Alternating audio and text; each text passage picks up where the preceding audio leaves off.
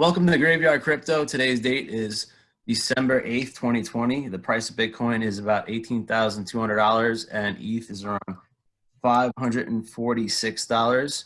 Kind of seen a little bit of a dip off lately, which, it happens. And we have a guest today, Jay or Jason. What do you like, Jason or Jay? You could go either way. Okay. He's into crypto. He's also works for a bank, so he's got a little bit of different insight for some things and other. So I guess we'll go right into it. What got you into Bitcoin or cryptocurrency, and kind of like your journey? Like, when did you start buying or looking at stuff, and what got you into it? So basically, to me, I would say that the thing that got me into Bitcoin or cryptocurrencies and as a whole, I was more about blockchain itself. And I know previous to this, we were talking, I think there was a little bit of, somebody mentioned Andreas Antonopoulos. I can never say that Greek name quite right. But I watched a lot of his YouTube videos, and that kind of really got me really interested, actually. There was one in particular that he was talking about. He was doing a talk about how, we could bank the unbanked now, things along those lines. And just the way the technology, after listening to it, I was, really fascinated by blockchain. And to me, I always define blockchain as kind of the technology. It has two ingredients, right? It's a decentralized database, and the second ingredient is cryptography, right? So that helps the integrity of the database as well as keep it secure. So I kind of find this to be the future, right? I always kind of look at the history of the web. We started in Web 1.0, right? And that is, to me, back in the day, people like to define these Web 1.0, 2.0, and 3.0. To me, Web 1.0 was back in the day, let's say we were on 56K baud modems, right? You heard the little screeching sounds and things like that, and you connect to an AOL 50-hour free disk, something along those lines, right? I think we're all of the age on this channel where we remember those days.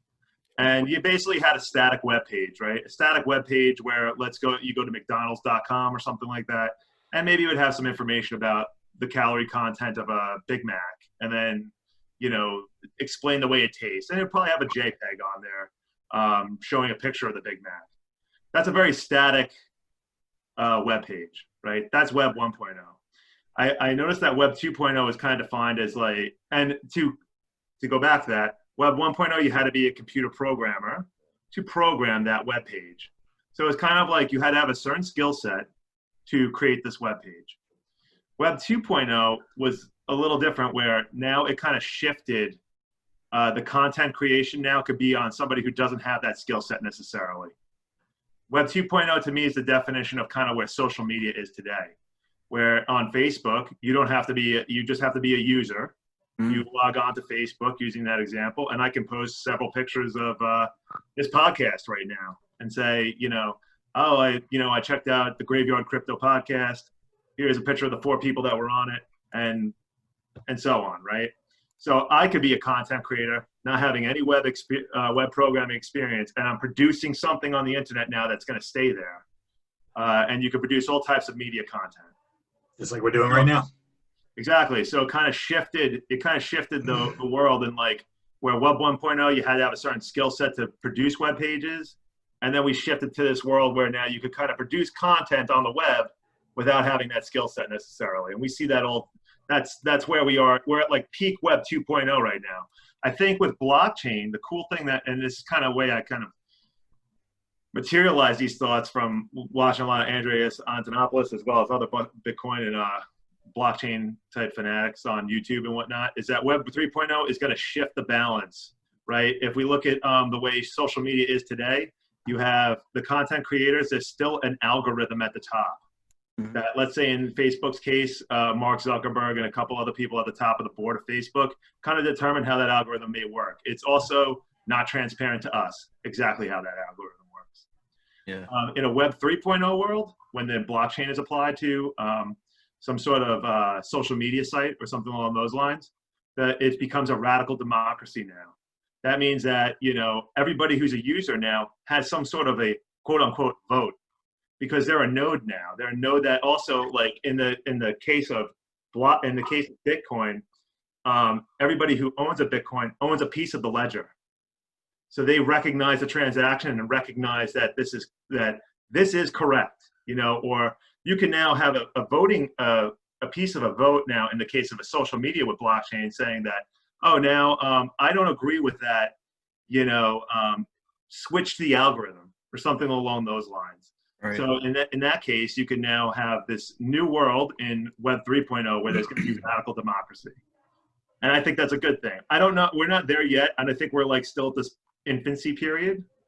I think cryptocurrency is kind of the first application to blockchain technology. I think there's probably going to be a lot of technologies we're going to see come out of this. I'm trying to always kind of understand where this hockey stick growth moment is going to be. I think cryptocurrency is part of that solution, right? Because it's like cryptocurrency is unique for the blockchain world because it has everybody's mind attached to it because we're looking for stores of value, right? We're always like, okay, like everybody wants to protect their wealth. I mean, that's just an innate human thing. So we're always looking to say like, okay, I want to look for a new way I could possibly either protect my wealth or grow wealth. And that's why a lot of us on this channel right now are looking at different types of cryptocurrencies. We're trying to find that next type of currency that might be valuable as a gainer of wealth, or at least a store of wealth. But anyway, I think it's good for blockchain. I think crypto is good as a first pass at a blockchain technology because, once we have a blockchain technology that once blockchain like really hits its hockey stick growth moment where like it reaches an inflection point where mass adoption happens, I think we'll see all types of really great applications of it, not just crypto. Yeah, I was just gonna say that's kind of where like Ethereum might come in. I'm sorry, I also own Ethereum too, so I own actually 4 different cryptocurrencies. But okay, so which cryptocurrencies do you currently own right now? I have Bitcoin, Ethereum, XRP, and BAT. Okay. And they're in very small holdings, so it's not like a lot of money. But I am interested in them. When I went off on a huge rant about blockchain, and I kind of touched on cryptocurrencies. But to go back to my history of actually with Bitcoin and whatnot, I remember that first spike up. I saw that. I kind of participated in it. Then I was very fascinated, right? Like I have a paper wallet in my safe back here that has Bitcoin on it. And I was just fascinated at the fact that I printed out a piece of paper. I could attach value to that piece of paper, and that paper in there has value attached to it. And I printed that from my printer. Yeah. That's not, you know what I mean? That to me, that's a crazy concept. You printed your own currency, yeah. Yeah, it's just like. So imagine doing that with your estate. What's up? Imagine doing that with your entire estate. Yeah. Yeah, no, like you're in the case of like having a blockchain applied to a deed or something along those lines. Mm-hmm. Just having all your wealth in something that could store value like that, like this. No, I mean, I think it's interesting. Yeah. It just fascinated me, And I remember I also had another cool little product that came out of Silicon Valley. I don't know if you guys are familiar with it, but it was called the Shift Card. Shift Card. It was a debit card that you could do like. Basically, I went to because I was toying around with the currency just because I thought it was fascinating. That blockchain this is the first application of blockchain, and I noticed that. So I got the Shift card, and it was connected to my Coinbase account, and I could go in there. I could go to 7-Eleven and purchase a drink or something from there, and it would just do the spot exchange right there. The price of Bitcoin, boom, to US dollar, and I could buy that drink.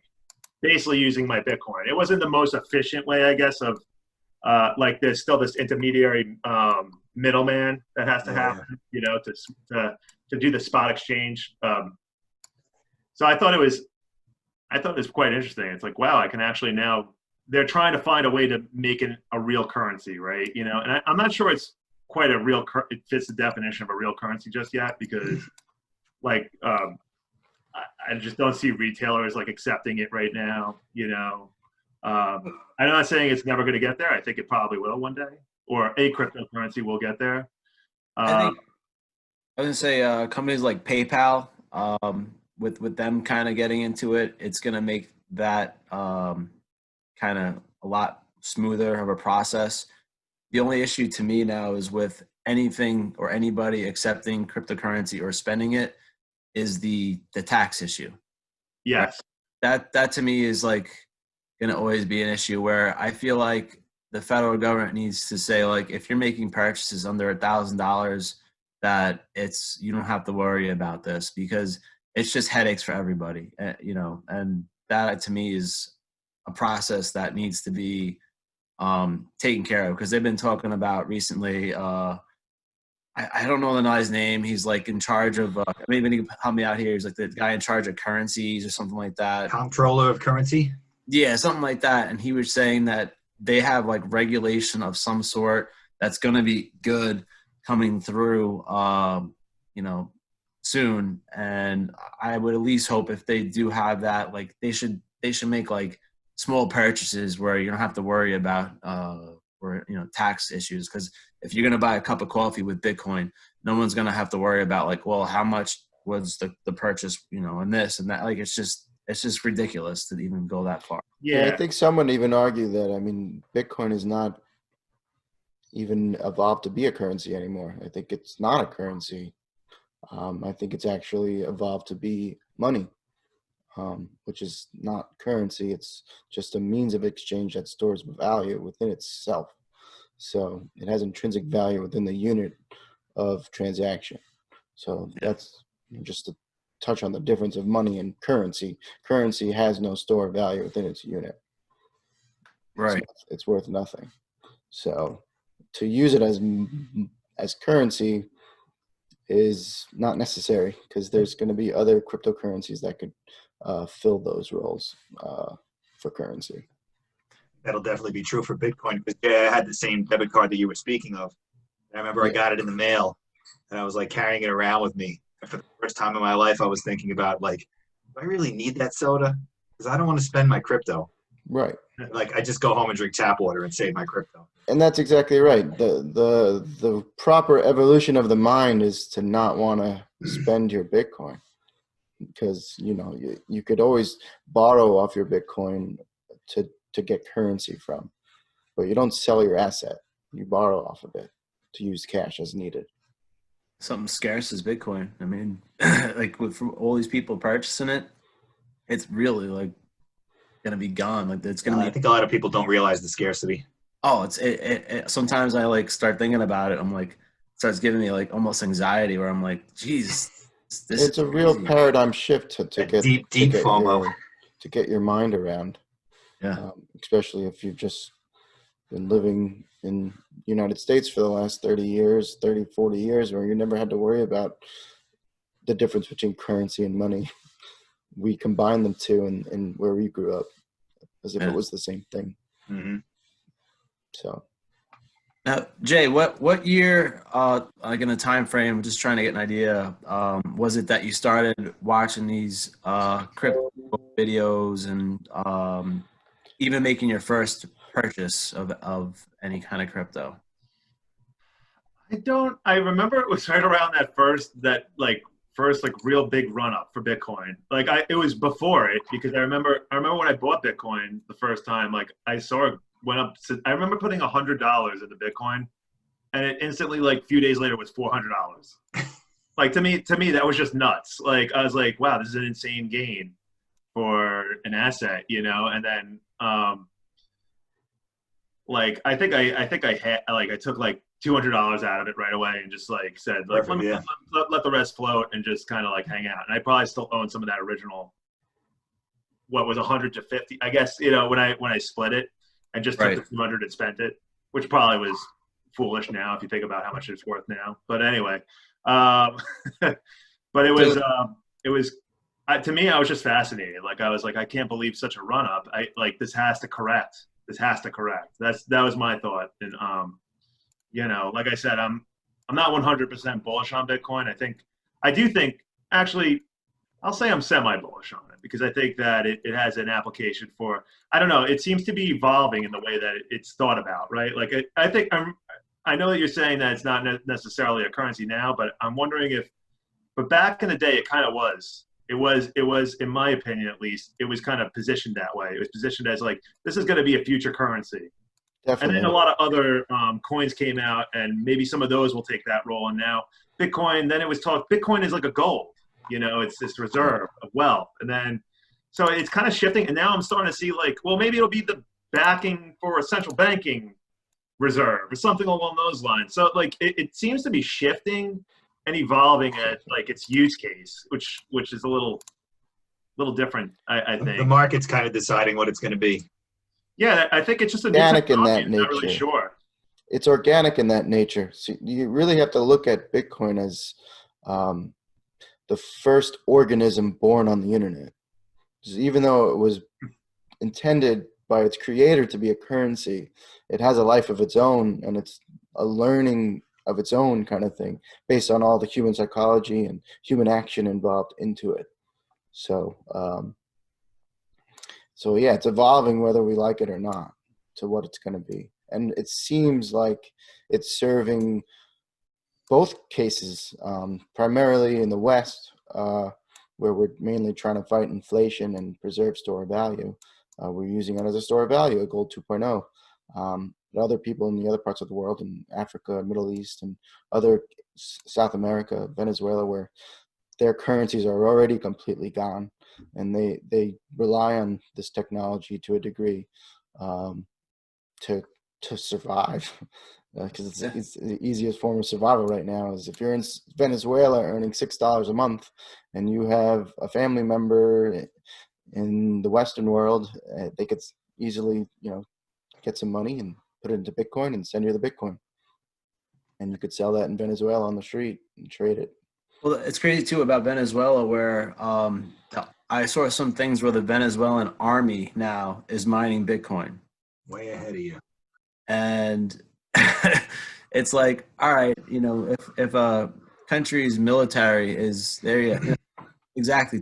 Like, so if they're doing that now just to kind of keep up, it makes a lot of sense. And people are using it. I thought some other things where they're using that to buy, like for Pizza Hut, to purchase food and stuff like that. So it's already become literally a currency in these countries. And like Greg was saying, in Africa and other places like that, where in Africa they don't really even have banks, or if they do have banks, like they can't be trusted because the money could be gone tomorrow. You put your money in there and it's gone.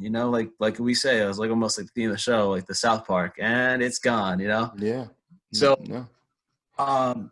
and for somebody to bring money or send it, and it's also good for a means of transfer too, because in some areas in Africa, I'm not like 100%, like I know everything about Africa, but I've read stories where people have families that live 1,000 miles away, and the only way that family can get some sort of money is by them either giving it to somebody to bring on the bus and paying them some of that money to hopefully get that bus to go to wherever other city that they're at, the family's at, because if there's no work in that city, give it to the family, and hopefully that bus doesn't get robbed, or the guy that they gave the money to doesn't rob it himself. And where they can use Bitcoin, and then they just have set up a wallet, and there it is. They have some sort of means of transfer of value. So it's, like I said, it's for us. Yeah, it's used for multiple use cases around the world, depending on your location in the world. Yeah, we're just in our current state, or for now at least, is we just have it. We have that means it's easy, for us. Like, we don't have to worry about that kind of stuff. We know if we put money into a bank tomorrow, it should be good and it's insured, and there's no issues with that. Which actually, Jay might be even more knowledgeable on this kind of stuff because he does work for a bank, so he could give us a little insight about certain things like that. But anyway, On a side note, talking about African currencies. This is because We can just see your bookshelf somehow in front of that currency. put it on your face. Yeah. You see There it you now? go. There it's a rock was that solid $1 trillion? currency when you have some rocks on the front of it. The $50 trillion note from Zimbabwe. It's Trillion. Rock solid. trillionaire. I'm a trillionaire. Imagine counting to that. It's just I crazy can't. because their banking system collapsed, because they had to try to inflate their way out, you know, and they had that issue, kind of what Venezuela, I think, is attempting to do. I'm not really sure. I'm not too up on what Venezuela is doing now. Well, if you see those inflation charts of Venezuela, Yeah, it's absurd. Well, And It Argentina's already not much blew better. up. well, and not only Venezuela, I think Turkey, right? Chile, or They're in the process of blowing up. yeah, it's just happening all over the place. And at some point, when is it going to start happening to, you know, first world countries and stuff like that? Yeah, those are interesting trends, Jay. If you're ever interested, you look at Bitcoin compared to other currencies besides the dollar, and you'll see in places like Turkey or Chile, like you see an exponent, even greater growth, higher prices into Bitcoin, obviously because their currency is devaluing faster than others. Yeah. Talk about volatility. Oh, Bitcoin's too volatile, and it's like you look at their currencies, and it's like, yeah. They're at all-time highs in some of those currencies. Right. I'm actually glad Africa came up because, well, Jay, you were doing your little introduction. You kind of got into blockchain more than cryptocurrency itself. I was thinking about Africa. I was also reading that they basically don't have first world banking. I've been reading about. So I know Charles Hoskinson Cardano is very interested in getting in there before the first world banking gets in there, which kind of spoke to what you were talking about with radical democracy of a blockchain. And Greg mentioned earlier that you could keep your estate in the blockchain.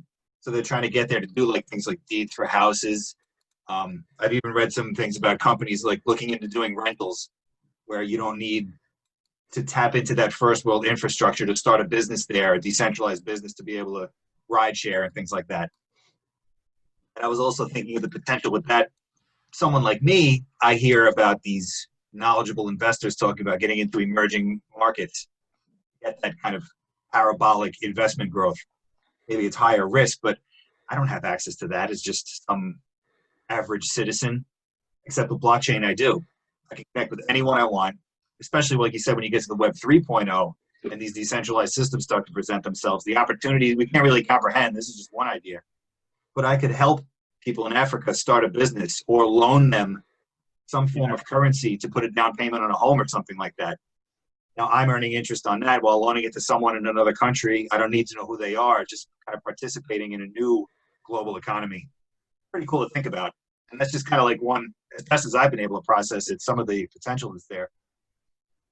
Yeah, I think I don't know. I think blockchain is definitely going to have an effect on developing countries like Africa, you know, as long as they can get an internet connection. And I don't know, to me, the hockey stick growth moment for blockchain or Web 3.0 will be when we have a faster internet connection. That'll probably with 5G, perhaps when we have Starlink, some of these other technologies that are going to come out to increase the what they call the Internet of Things.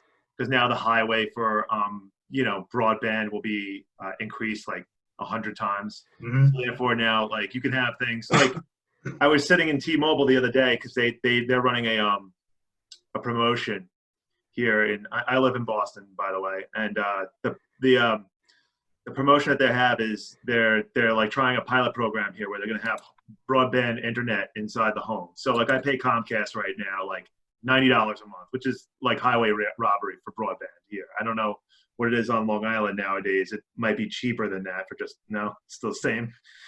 But at least you have Fios and you have Cablevision, right? I think those two are at least competing against each other. Yeah, that's true.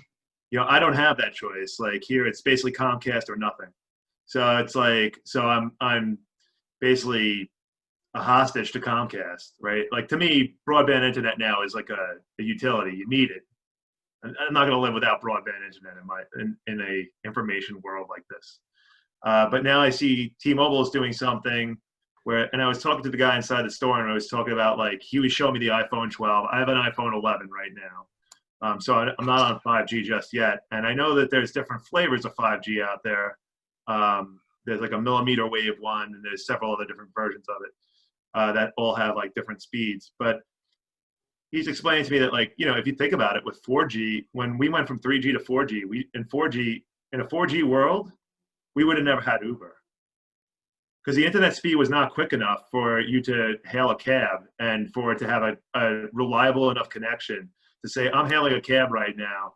I need that to come. I need it to come and show up on my app. And you have a generalized sense of like, oh, it's right outside right now. Let me go out there and Mhm. and you communicate with the driver on a random occasion like that. Yeah. So 5G, a lot of the stuff that we I think 5G is definitely going to help blockchain out and cryptocurrencies. I know one of the things that cryptocurrencies have an issue to become an actual currency is the fact that they can't do the transactions as fast as Visa, or they can't handle the load of transactions. Maybe you have something to tell me that.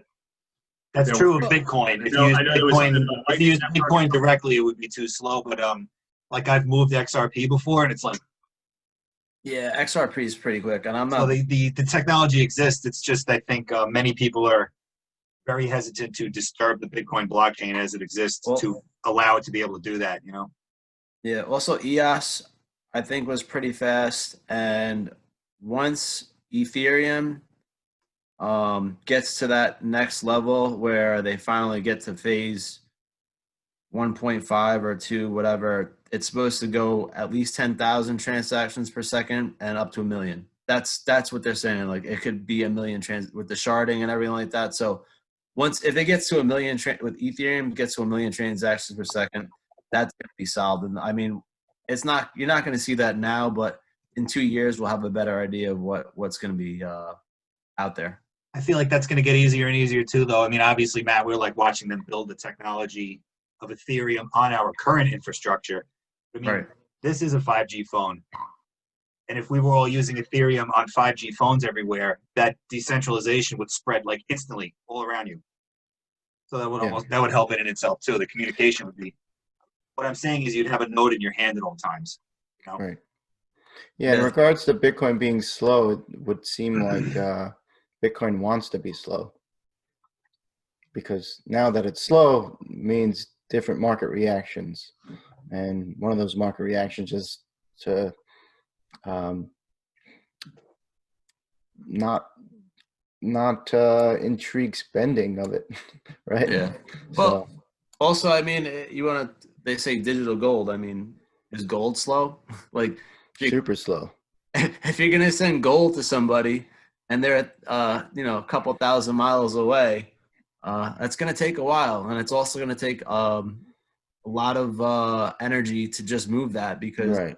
depending upon how much you're moving, I mean, you might need Yeah. you know what I'm saying? Like, And that's one clunky thing with Bitcoin too, is that it actually might end up having that effect as well as in the future being very expensive to move. yeah, So I could see it being used for larger purchases if you're thinking of like a brand new vehicle or a home. Right. You really care if it takes 15 minutes to go through?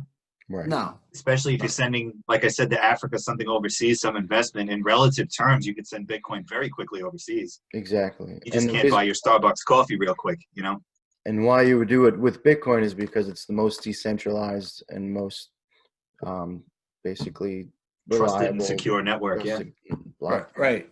Because like that's the thing about some blockchains is like there's the triangle of like decentralization, security, and speed. And Bitcoin, you can like right now they only could say you can get 2 out of 3, and Bitcoin is security and decentralization, which to me I think uh, is probably the most important right now. Speed is good, speed's great, but I'd rather have my value or wealth be secure and not in the hands of a few individuals to trust them to keep everything from not being changed out. You know what I'm saying? So that's why, like, again, speed, I get it for regular transactions, but then that's when you can get into like what do they call that, like second layer blockchains where right you could just build on That's what this was, the Lightning Network.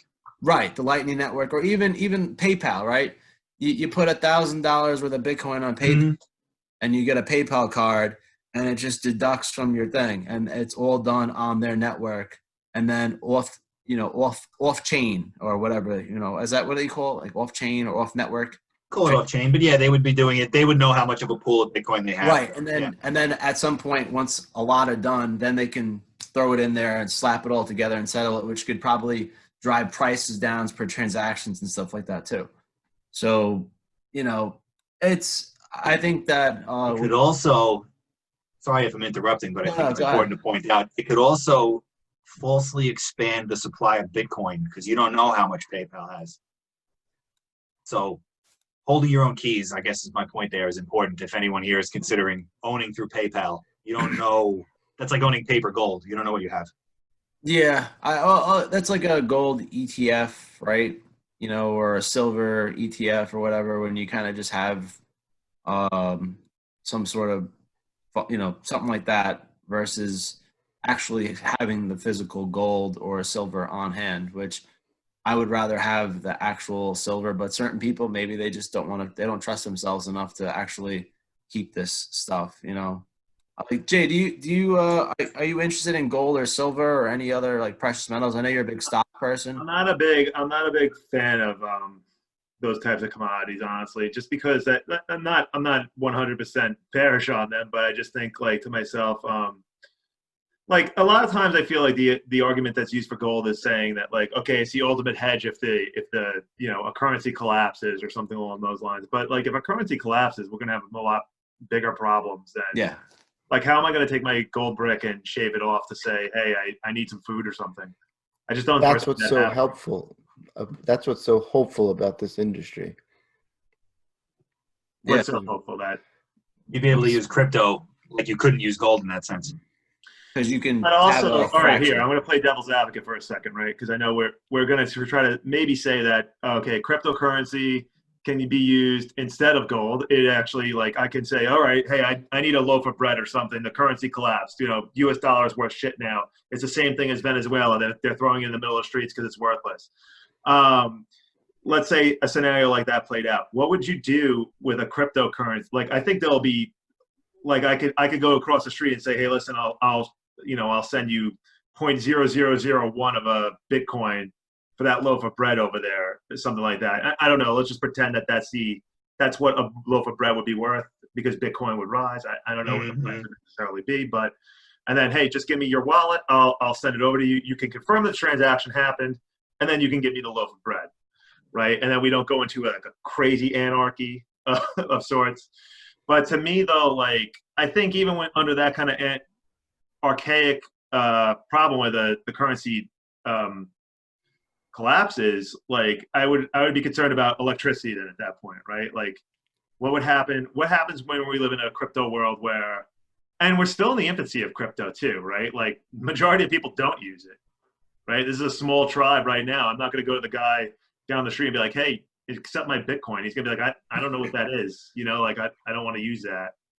We're talking in the sense that we believe that everybody's going to be accepting of Bitcoin when the currency collapses. As of right now, that's not a play that would work out. Well, That's true. It would well, basically serve the same function as gold at this point, like to wait it out and you still hold on to your value later. Yeah, and I mean the way I see it is a little bit. I'm not trying to compare it to other collapses before because I see us evolving with it. I just want. I'm always hanging on like that organism aspect of it because we are growing with the technology. We as humans are growing with the internet. We literally have a new appendage. It's the phone. Like our smartphones is an That's true. appendage. It's a yeah, cyborg appendage, and digitization is what's feeding that appendage. yeah. I mean, you Yeah. ever leave your house and you And forgot. everything is just going digital. I mean, look at us talking right now. I mean, we should be at some place like talking in real life, right? In a God, we don't studio, have to. man. Oof. But In we're a not. But studio. like money and stores of value, that's all going to get digitized too. That's the trend that it looks like it's going. And I think you mentioned earlier that maybe you're going to talk about central bank digital currencies. And perhaps because there is this central bank digital currency, those conversations wouldn't have been we wouldn't be having those conversations if Bitcoin didn't exist. Mm. So because it already exists and it's there, it's pushing the it's pushing the technology and pushing the evolution of everything. And maybe it could save us from a collapse and we don't have to actually ever go there. They can make this transition to CBDCs and we'll have this option to opt out of CBDCs into Bitcoin and other decentralized forms of digital money. And it might be a smoother transition. Um, always one of the fun things Bitcoin sci-fi people like to talk about is like the origination of Bitcoin. Where did it come from? Why was it so timely of it? This technology dropping at the peak of the financial crisis in 2009. It's like maybe it was planted by some future humanoids to like trigger some type of peaceful transition to save us from some great collapse. Hmm. I don't know. Aliens. But Could be. Well, I was gonna Story say could be one written thing that way. It's true. with you were saying before, Jay, about like losing electricity. I mean, even with these countries that did have collapse of their currency, I still think that the electricity is still running in these countries. I mean, Venezuela, I don't think. I mean, if they're mining Bitcoin, But here's the thing. I think like there's still like now the centralization happens at the electrical grid, and the centralization now happens at the internet pipe. You know what I mean? Like I'm just playing devil's advocate, and that's not to say I like the point that Greg brought up that it's like this extra there's an appendage now. You have your cell phone.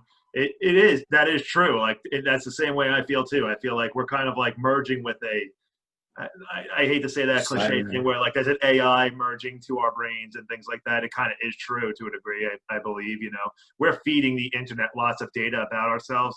So the internet, an AI could theoretically replicate myself, right? Like it could scan this Bitcoin episode, learn my mannerisms, and create an AI version of me, essentially. damn, Right? Satoshi That's Nakamoto scary. is That's AI. scary, and that's a whole nother technology topic on the side as AI gets more mature. Shit. I think we just figured it out. But Bitcoin is literally artificial intelligence. oh, and then you're gonna learn your spending habits and the way that you transact with money. They're gonna learn a lot, and they're gonna compare that to big data on how other people like you react with money, and they'll like be able to basically make strong correlations on like what other little weird mannerisms you might have because of the way you interact with money or something along those lines, or the way my facial expressions change or something on this video, and it's going to make all these weird correlations that you wouldn't even think of, and it's going to be frighteningly like very frighteningly like good at it. That's what that's the deep fake stuff they talk about on the internet. But not to stray away from that subject too far, but I'm not saying that Bitcoin is like let's say there's this chaotic scenario where a currency like the USD collapses and everybody is running for the hills. I just think like at that point, as of right now, I do like the idea that when we do that the way Bitcoin seems to be evolving, that maybe we will totally like, and I hope I think it's very likely we will. I don't think there will be a chaotic or a collapse, something like that. I think that we'll probably get a new option, which would be great, right? Like a new option to, maybe we don't necessarily agree with the way government spends money, and we have another option for reserve. That would be great. I don't. Personal option, yeah. You don't have to go to the bank Options for are it. great, and to me, for an investing standpoint, optionality is great. You always want new options, better options, and lots of them. So that to me is like a guard against risk, right? Yeah. Like if something goes wrong, I have another way I could get out of it, possibly. And the I like currency how that's itself is evolving too with already the evolved digitization of twice. sorry, Greg, did you want to go? I was just saying, like our money has already reset twice in the last 80 years, right? After World War II, they had the Bretton Woods Agreement, where they just restructured the whole world monetary system, and then in 1972, when they got rid of the gold standard altogether, and they started the new fiat, the basically the oil to dollar settlement. That's what 1972 agreement was, and that was less than 50 years ago. So We're due. Yeah, two more years ago, but maybe right we're there. just at that point where we have another reset, and people don't understand how often these things kind of happen. Before 1945, after World War II, it was 1913 when they changed it. So these things happen. This is just the first time I feel like, to Jay's point, as individuals, we have a choice of what our reserve could be. Yes. And like, Jay, I sent you the article about they're just starting to make digital versions of securities like Tesla. So if you prefer investing in Tesla to Bitcoin, that could almost act as a reserve for you. Hold on to your Tesla stock, and then shave off bits of that in a digital wallet when you need to make transactions and stuff, So it won't, I mean, the three of us obviously are more into Bitcoin and cryptocurrencies and stuff, but there will be other choices for other people as time goes on too, which is a good thing. It takes power away from central bankers, governments, and gives you more personal sovereignty, Yeah. Jay, as a banker, like working in the banking industry, I mean, do you ever like think about inflation? And when I say inflation, what's like comes to mind immediately for you? Because this was an interesting evolution as someone not from a finance background. When I first learned about inflation, I learned it in a different lens than it seemed everyone else learned it from. I don't have actually quite a lot to add on basically like thoughts of inflation from my actual career standpoint. Like what I do at the bank, I'll just kind of explain it. I do a lot of digital analytics, right? So like I basically manage a team that does digital analytics for basically our products. So basically what we do for like loan applications and like how many are we selling and what can we do to take advantage of opportunities to, sell more loans. And right now we're in COVID. So I can tell you right now, banks are having trouble, because the economy kind of went to like this screeching halt, right? Now they've gone some, the PPP loan program was pretty beneficial to banks because they now had a whole bunch of loans they could sell out to businesses, and then the government is standing behind them, supposedly saying that we're going to. We basically, the way I understand the COVID-19, the PPP loan program was they didn't want the UI system to be like overburdened, right? A bunch of people now are out of work and you're being paid to get off of work, basically saying like, to me, it's kind of like the Andrew Yang thing. It was basic. Yeah, it was we're going to pay you to not work. Yeah, UBI. It's an experiment on that, whether you agree with that or not politically, that's one thing. But I would just say that they're basically paying people not to work because there's a pandemic going on out there. Not totally quite sure at that point in moment in time of how deadly it is or what catastrophes could happen from it. And banks were able to do a lot of PPP. Well, they're paying them more. What's up? I said they were actually paying people more money to not work than they were working, which is even worse because poverty levels went down during that time in work. this country. Yeah. I would agree with that. One thing I will give to give the government some credit, I would say that it happened so quickly that I wouldn't, it's a large bureaucracy, right? Federal government, they don't necessarily work the most efficiently. Maybe blockchain could be applied somewhere there and make it more efficient. Where was the credit? What's up? You were going to give the government some credit. I'm giving them credit on the fact that it happened so quickly that you can't build an efficient system that quickly. Okay. It's crazy to think that you would be able to do that. Like in retrospect, it's easy to point the finger at the government and saying, like, I'm glad that they paid them more than less. Put it that way. I actually don't think it's such a bad thing. The government's supposed to stand up for the citizens. I think that if they're paying them more, that's a better thing than it is to pay them less.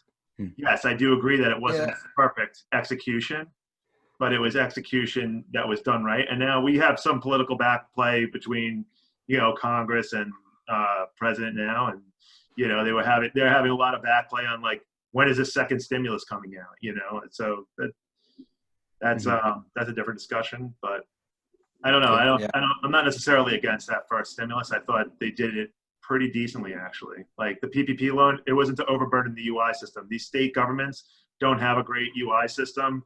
They're not tailored to take this many people on UI this quickly. So it was like, here's a PPP loan. You're a business. You figure out how to pay the people. Pay them now. And so it was kind of like a way to release the burden from the UI system. That's the way I see it. I didn't see it was necessarily a terrible thing. There was a lot of stuff with that though, where they were paying people that were dead. Like I said, it's not going to be the most efficient system. I'm sure we're going to find outliers like that, And that was also used to encourage people to close, right? It was like, listen, we're going to give you money because we want you to close. It's not like they were saying, they weren't talking about closing and they gave money away. They told you to close and we're going to give you some money. There's a difference, right? I think a lot of small and medium businesses too that they were hesitant to actually apply for the PPP loan because they're like in fear of the IRS actually in a way. Like they're not like the way I understand like the agreement of the loan was it's so much like vague. So they're not totally sure like, hey, if I take this loan and I don't fit all the check boxes, is the IRS going to come back to me and tell me I have to pay this back now? You know, like 2 years later. And like I'm just trying to run my business actually. It's very stressful for a small medium business owner, I believe. You know, like I could see I empathize with that, you know. Yeah, especially like you say, when you're pressed for time in an emergency like that, you don't have time to think, you know. Yeah, no, and now you have to worry. You're up nights worrying whether like did I fill out the loan right? Is the IRS going to come back to me now? You know, when I'm trying to do the right thing and pay my employees, and then there's probably going to be tons of fraud too. You know, because the government is basically caught off balance. Is the way. Yeah, so I went through it, and we just went immediately right into getting it whatever we could as soon as we could, because we didn't know what was going to happen. You know, they were telling us to, even though my company is technically essential workers, it still affected the workflow and the money flow and everything. So we just jumped on, and there was really no hesitation in my field. Everyone seemed to take whatever they could, and that was that. But I think the interesting difference, unfortunately, was people were looking to take what they could. Where not too long ago in history, it was like, I'm not taking anything from the government. Like I don't want help. It was a different attitude, and now it's just like a gimme attitude. Whereas we don't even have a filter for not taking. It seems. Yeah, but that's concerning to me. I mean, That's concerning. that goes. I don't like the change in the attitude. Honestly, I feel if you look at some documentaries or journals from the 1930s, people after the Great Depression, they were starving, and they were literally still felt it to be like a personal insult to take handouts from the government. That's how prideful they were. Instead, people actually helped each other. Right. Yeah, it's pretty much the opposite now, it seems like. Now you see Not to sound so everyone cynical, gets but government aid and nobody helps each other, which kind of sucks. I feel like this is kind of a good conversation to almost segue into central bank digital currencies, because that would have been a much more efficient system for monitoring fraud, distributing funds, flipping that switch on and off, and even allowing people to spend on certain types of things instead of just throwing it into the market, which I don't blame anyone for doing, but that's not what the money was intended to be used for, you know? So I don't know, Jay, if anything you were looking at, maybe I mean, what's your attention on that front? Yeah, I'll go into some of the things I kind of noted here when I was looking into it. You know, what is a central bank digital currency? The definition of it is it uses the blockchain. It uses a blockchain-based token to represent the digital form of a fiat currency, right? The thing where it kind of strays away from our traditional cryptocurrencies is that it is centralized, right? A central authority is still basically controlling whether it's doing the expansion or the contraction of it. So that's kind of where it divvies a little bit differently. I mean, it's still a blockchain-based token. I think you could still have some transparency there to see where, like, I always thought to myself, a really cool thing if there was ever like a USD coin issued by the U.S. government or a central bank that the U.S. government works with, like the Federal Reserve. I would think the really cool thing would be like if I paid my taxes, I should be able to see exactly where the budget goes. For instance, like if I have a USD coin and I pay my taxes for the year end, I can see the military spending. My coin went to Smith & Wesson eventually and bought a gun for somebody in our military. You know, something like that. I would always think that would be a really cool function, and that would be a step in the right direction. Now, in our pure libertarian dreams, like we would like to be totally decentralized and sovereign individuals where we can control everything, right?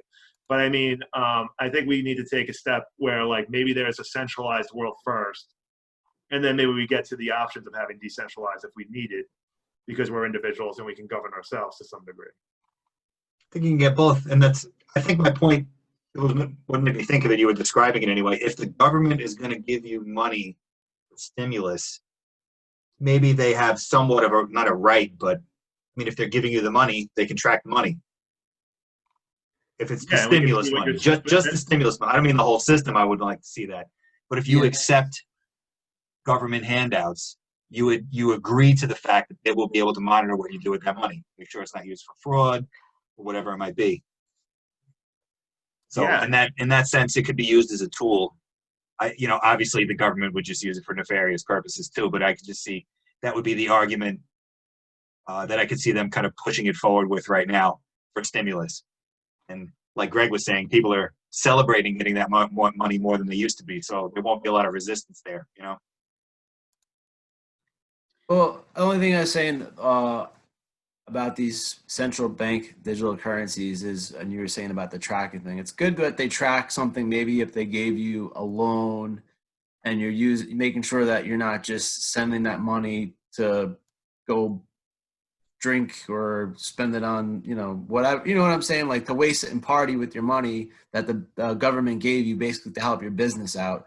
I could understand them tracking that stuff, but it becomes an issue to me is when I have personal money that I have that I made, and then they're tracking everything that I'm using money to spend on. That's where my problem is. And that's where that's a couple of reasons why I go, Monero. Like Monero should help with certain things like that because it's a privacy coin, and even Bitcoin can still be tracked, which is an issue in some ways. I mean, it's pseudonymous where if let's say you mine Bitcoin, you could definitely be anonymous in a lot of senses because you have those freshly minted coins. You don't know, they've never been anywhere, so it's not really traceable.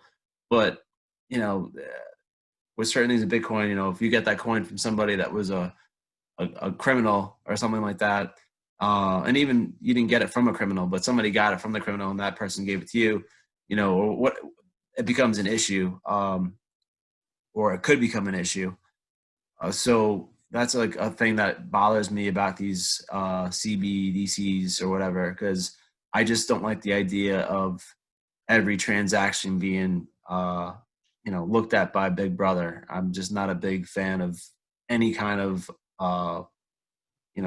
just surveillance. I'm not, unless you're a criminal and like you're actually doing wrong, then there's no then I understand that. But if you're just an ordinary citizen, there's no reason to like try to find something wrong with somebody, like try to catch. It's innocent before guilty.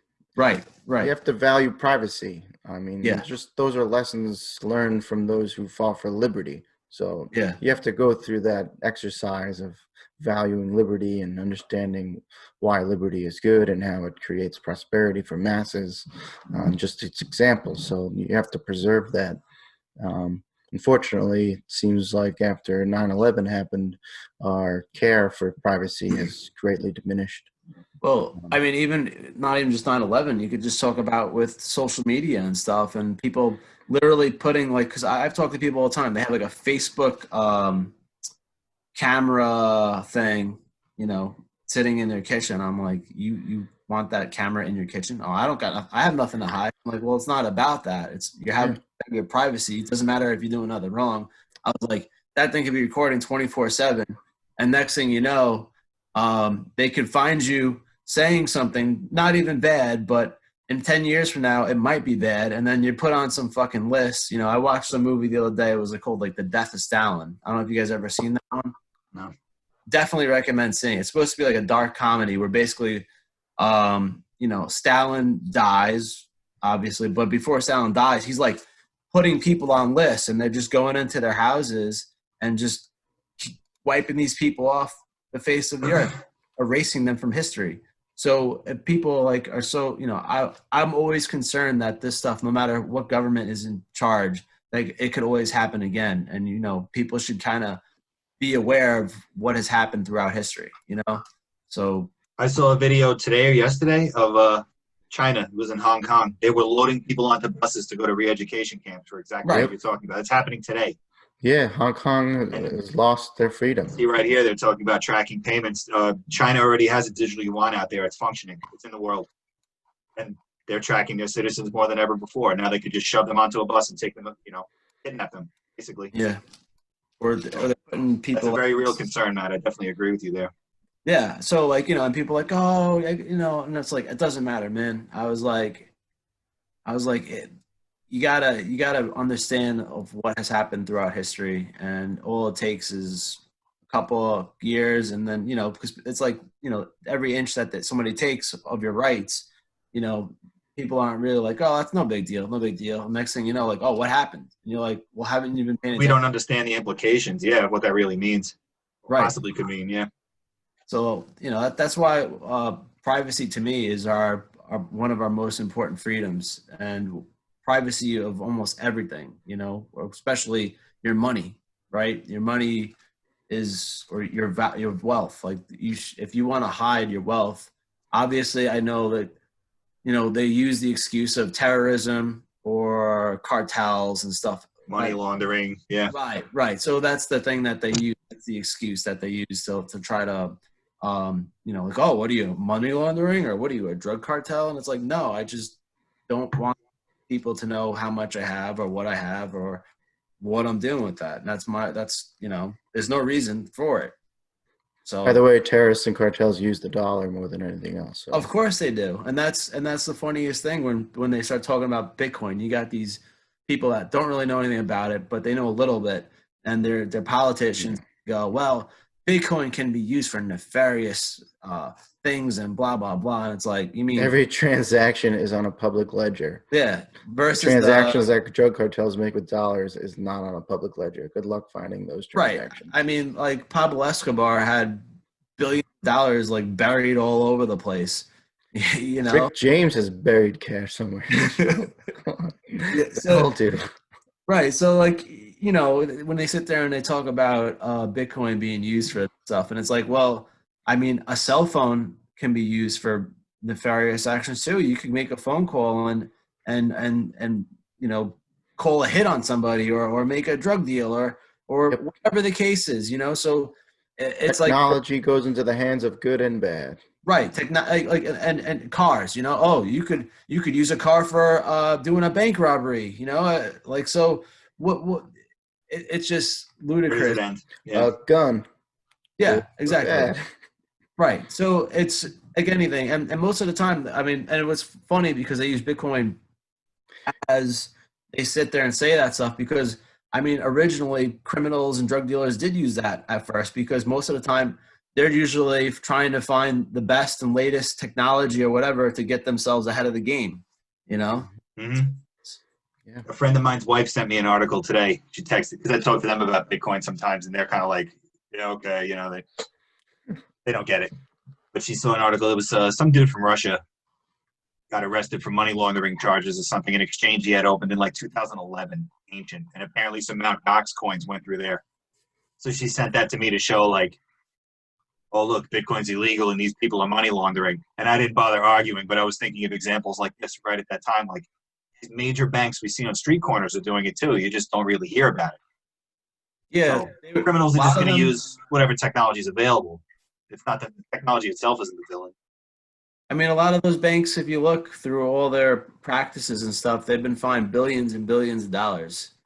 Billions and billions and billions, So it happens all the time. And these are through major banks. I mean, I don't know if it was true or not, but like maybe Trillions.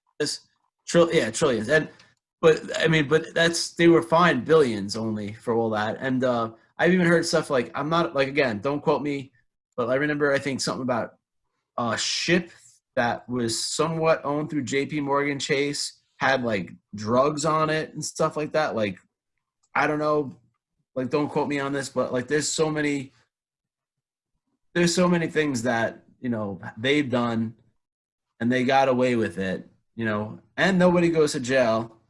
But at the same rate, you got some guy that opens up like a Bitcoin exchange to do money laundering and he's in prison for whatever. Or you had the guy, I don't know his name, but Silk Road. I mean, he's got life in prison for running that website. So, it seems to me it's a little unfair for certain things where certain people are, just like with 2008 or whatever, when all these banks were giving out these terrible loans and they got bailed out and then they give themselves bonuses at the same rate, and are they making the same mistakes they kind of made back then? Did they really fix even the problems that they had back then? You know? That was their handout. Yeah, you're a banker. How much of a bonus did you give yourself when you got all that free money? I'm not a banker. I work in digital analytics for a bank. You made a mistake. Fair enough. Yeah. But the He's thing not is, the bad guy. the His thing- hands are clean. Hey, listen, we can beat up banks all day. It's you know, it's always easy to do that.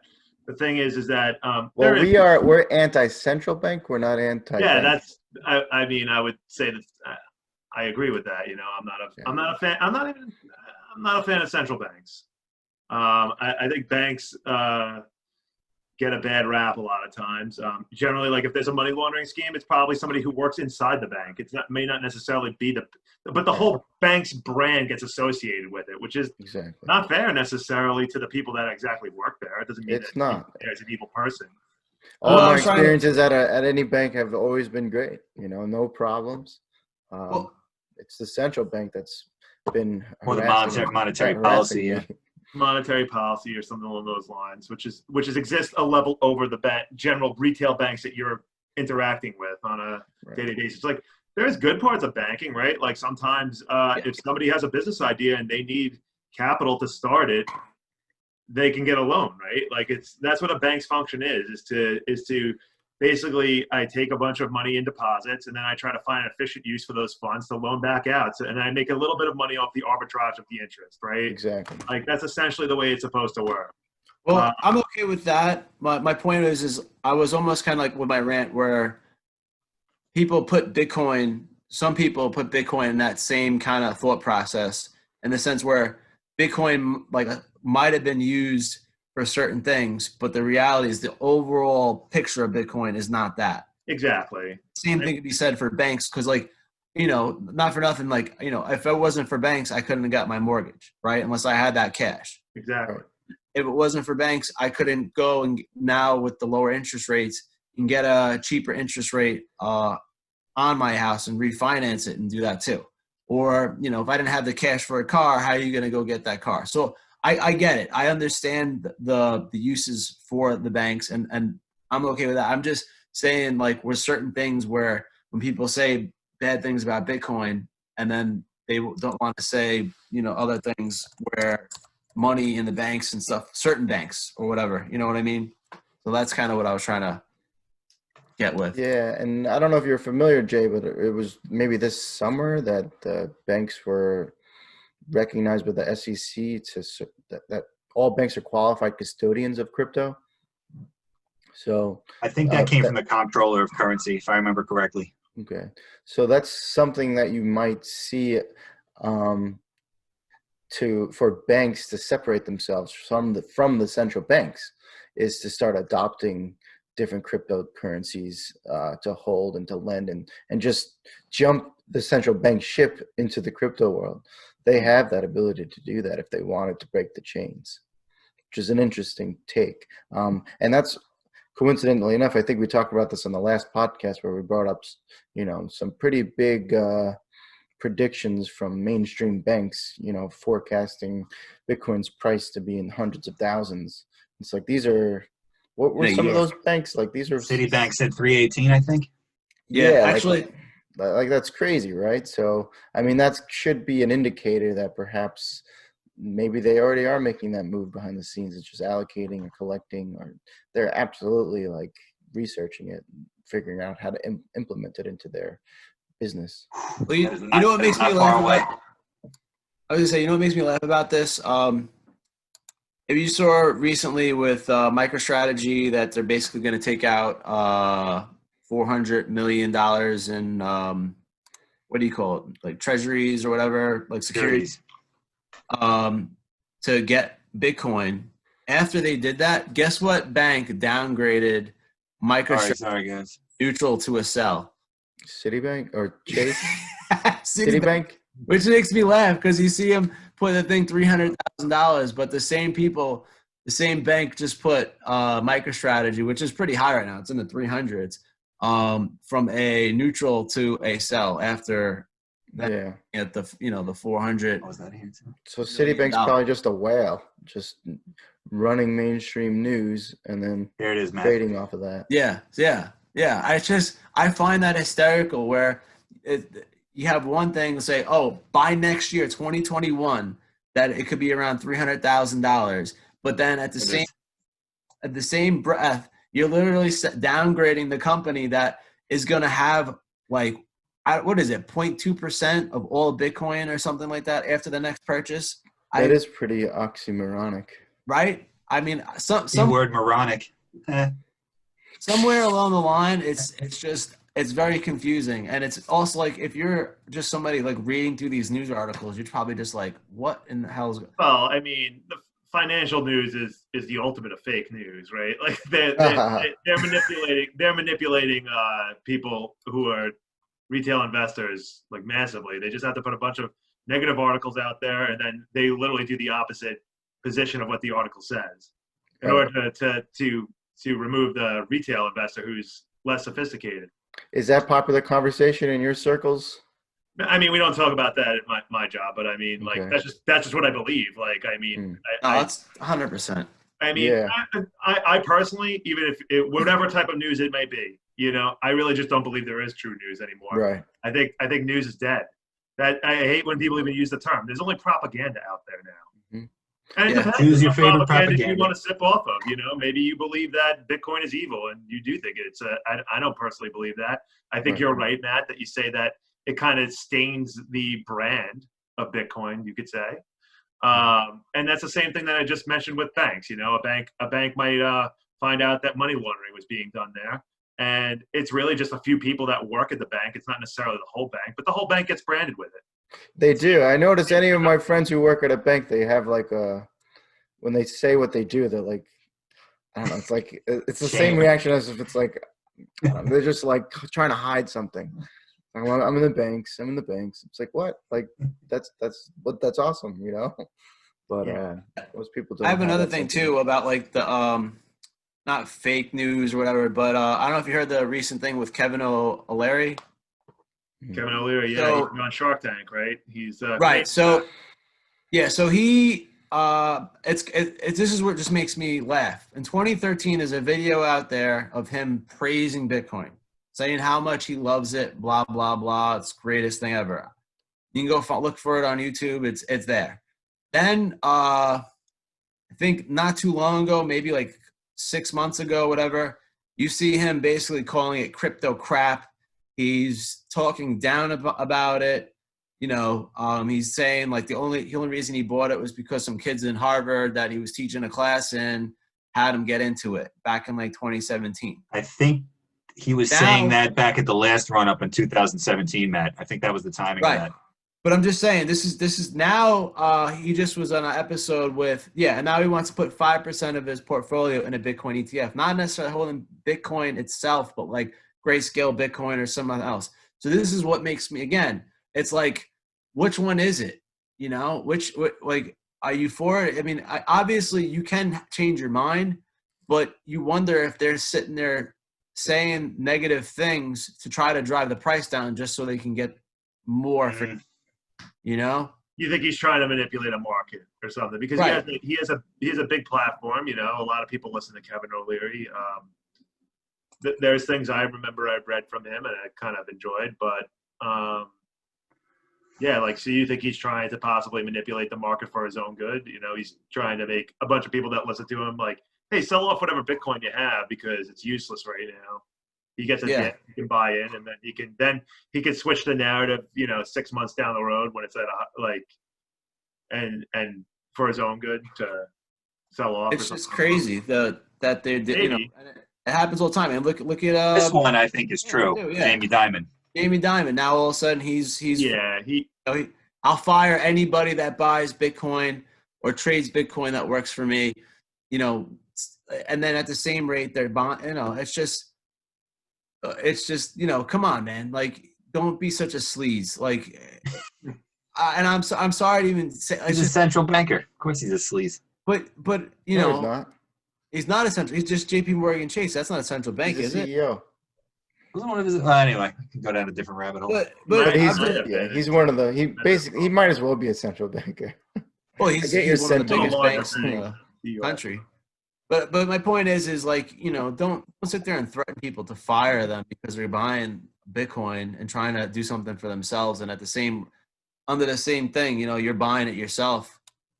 It's just, to me, that's terrible to do that. Like literally to threaten people with their jobs. On an ethical point, yeah, but I you know what, it doesn't surprise me that it happens. I mean, these types of guys like Jamie Dimon or Kevin O'Leary, they might say something like that just to switch narratives so they could take advantage of a dip or something along those lines. I don't really know Yeah.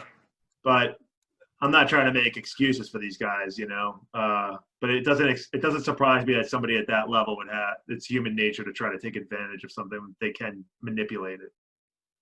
That's what they do. Maybe that's just me thinking that I don't have as much of a I think there's definitely some of that. Like, I think that was Jamie Dimon's plan. He was like, no, don't let them have it yet. Someone like Kevin O'Leary, I think he's looking at it now, just knowing markets and watching sentiment and different things like that. He realizes, I better get in now while I can. Yeah. But I think there's all different kinds of reasons, That's the thing with this market, is that the train has taken off without Wall Street. We could get in first. And I think there's a term on Wall Street that if the train takes off without them, they'll pull the train back. And I think they definitely have the money, because they have the money to advertise and do whatever they can. So I think they try to pull it back so they can accumulate more, because they see where the trend's going. Right. Mm-hmm. And they control the media, right? They control the media, and media controls the narrative, and essentially. Although, to Jay's point, like he said with the fake financial news, Kramer was saying that just the other day on CNBC. He's like, the experts don't call the shots anymore. He's like, we've been trying to sell Tesla's running too hot, or this isn't going to do well, and retail traders are coming in and going, I don't believe you, and just investing anyway. The stocks are still pumping. Yeah, I like to see. Some people say that's more risky and there's more like emotion in the market, but to me that shows that people are choosing for themselves what they want to invest in, and they're taking more control. It's a decentralization of narrative now. Yeah, that's the way. That's good to see. I think that these organizations and places that used to be able to control narratives are starting to lose the grip on it now. So and there'll be a lot of noise out there.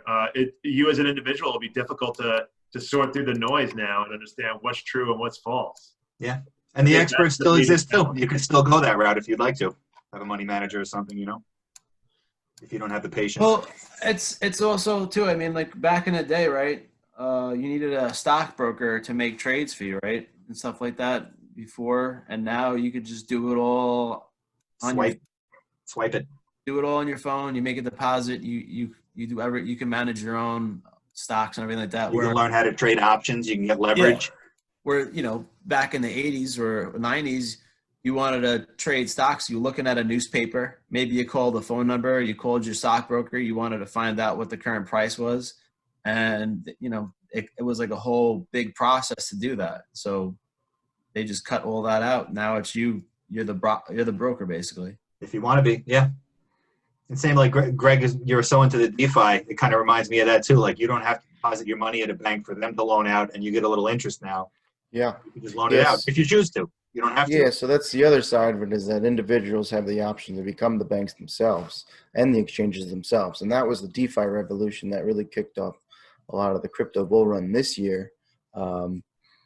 It was just fascinating. Like, we've heard about decentralization of finance since 2017, and there were some decentralized exchanges and things like that, but no one was really using them.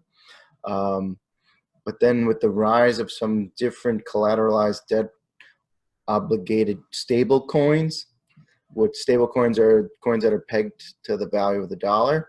But one in particular was MakerDAO, which basically took loans of Ethereum, monitored the dollar value of that Ethereum, and would create a loan to somebody to take a stable coin based on that collateralized debt obligation.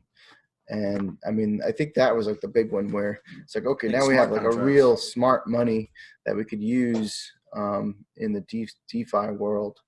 And now you could contribute liquidity to the pool of a market as just a regular, lowly peasant type of guy. Like you got a couple $1,000, you want to put it in the market just to play it as the exchange and collect some of the transaction fees, you could do that. You'll get 3% of your percentage of overall the liquidity pool. And now you're a market maker as just an individual, letting your assets just sit, generating income. Jay, did you see which is that pretty episode with the DeFi stuff? Are you familiar with any of that? I watched a little bit of that. Yeah, I thought that was quite interesting. I'm not totally up on that space, but it's just fascinating that they're even doing that now. You know, as you see blockchain mature, you're going to start to see crazy. It's crazy. So, And these are just the very early iterations of that too, and you're really enjoying it so far, Greg. Yeah. Yeah, it's wild what you could do with the touch of a screen. Throwing whatever amount of money you want around at the touch of a screen from all over the world. Is there a minimum you would have to use to do that, Greg? There's no minimum. There's no minimum. So if you had like an extra $20, you could get started if you wanted to. You need ETH, right? Yeah, you need Ethereum, so you'd have to go buy Ethereum and then you could put it in there. And I think there actually is actually a minimum. I guess my point being though, like you said, any Not person much, with though. you don't need a big amount of money to get started is really what I'm trying to say. Yeah, exactly. I mean, And these You interest take a rates stimulus check and do it. That could be a good one to do. pretty good. I mean, better than any kind of bank can offer you or anything like that. Like the interest. I mean, what are the current interest rates now for like the most prominent DeFi? Like what are you seeing right now? What are the interest rates? the ones the platforms that I use. Right, you're using Yearn, right? Well, the ones that I look at, monitor. Well, Should be able to share if you want to. I don't trust those. Some of the ones that are like really ridiculous. I'd rather be with the safer thing because. So where am I? I'll share my screen, I guess. Just make sure we're censored. I'll edit if I have to. Otherwise, Oh, Jeff's shit. gonna. Yeah, you guys will just hear about it as I edit. All right, so yeah, I'll just show you what I got in there, and you'll just block it out later. So DAI is the coin that is from MakerDAO. So this is a stable coin. This is an equal value to the dollar. It's usually off by a cent or two, but you could see the balance that I have in there. And this is the interest rate. It's a yearly APR. And it's 9.56% interest right now for the Yeah. So I mean, if you have 20 grand sitting in a savings account, it's Chase Bank. I mean, you're probably better just putting that in DAI and throwing it into DeFi so it could collect a return. Or look at US, what is it, US dollar coin or whatever? It's yes, I think this is on Coinbase. That's 14.88%. Yeah. like 14.88%. That's and even wrap Bitcoin. If you look down there, this is crazy. Like, this come is crazy. on, I don't know where this came from. that's scary. That's actually making me feel like maybe I should start doing some deep. I used this for a little while, and I actually put stuff in there at like 0.0%. Well, look at that liquidity, though. That doesn't look like maybe it's a good idea right now. Yeah, it's very low. So, but I mean, just look at the interest rates on a savings account in these USDC stable coins. And I think this is why the stable coins are getting really attacked right now by government, because they see these as a real threat to the dollar. Because when I learned about MakerDAO and DAI, I was immediately hit with whatever cash I have in my savings account. I got to get rid of it right now because it's stupid. I could just be relaxed right now collecting a nice 10 to 15% return. 10% is nice, man. Yeah. And, just buy my time to see where I can make a better return than that elsewhere. And that's kind of what my brain has clicked into. So interesting. Look at that profit number just ticking up too. That's nice to watch. It's beautiful. I could just sit there and watch that all day. Like, yeah, and that's another example of you using crypto to actually pay people. Like in the future, if people are paid in crypto, you could just see you could just pay them by the second. You know, the second someone clocks in for work, they're getting paid. Mm. They don't have to wait a week or 2 weeks to get paid. They could get paid for every second that they're on the job. And you see that with this running profit that this platform uses. It's That's a good point. I'm glad you brought that up. being calculated right away, which is pretty cool. Other platforms that I look at, Yearn is a popular one. So again, you'll see like there's different options of things out there. Let me see. I don't have anything in here, so let's let it load up. Now, yeah, Yearn's the biggest one, right? That's the Yes. So Yearn is the one with the best reputation right now, I so would we say. got 9.13% with the DAI. Was TUSD? True USD? Whose is that? Some of these get a little weird. You'd have to look into it yourself. Yeah, but Tether's at 14.5%. That's Yeah. So there's a demand for Tether, I guess. But it's interesting. These are all different types of funds that are derivatives of other decentralized finance protocols where people are compounding their interest on different DeFi situations. So you'll get an interest rate from one thing and they generate basically a receipt showing your record of your investment on a platform. But since you get that receipt in the form of another token, other platforms will take that token and leverage that on a different platform to create even greater interest. So things can get crazy in that regard of what's going on. That's just as like a little intro slice to what some people are doing, and they call that farming. So farming for yield. And then they have governance tokens for people who are participating in the protocols which create value, and it's really a whole monster being created. It's pretty exciting, the DeFi world. But all this does have risk too. So let's just let everybody know that, it's not. That's true. It's not like there's always a risk. There's always a risk. There's definitely a risk. Something could happen in some smart contract code, and I could lose that whole investment, that whole holding. No one to call. Right. The Pickle Rick